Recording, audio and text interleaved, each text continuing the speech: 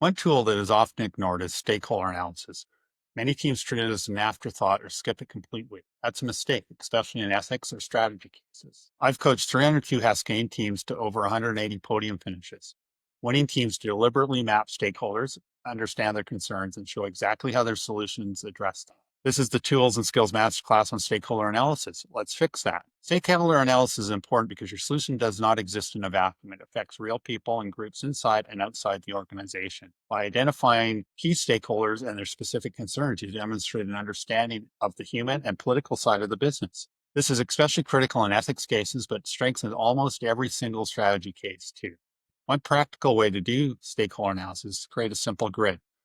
List the stakeholders from most important to least important of the concern, show the implications of your solution, and how the recommendation addresses or impacts those concerns. You can also do that through showing in a simple grid the influence of the stakeholder versus the importance of the stakeholder and map those other pieces out.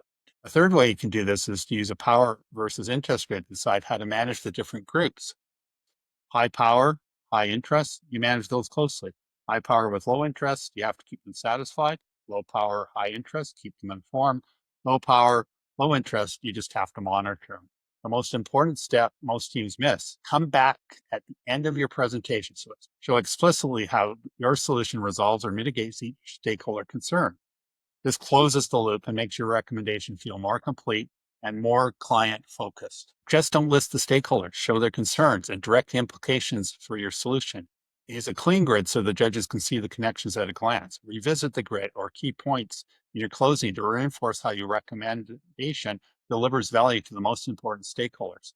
This demonstrates thoughtful, stakeholder-aware thinking, something judges consistently reward. There you have it, how to stop ignoring stakeholder analysis and start using it to make your solution more credible, ethical, and client-focused. This is part of this Tools and Skills Masterclass that complements the main 7-step case solution series.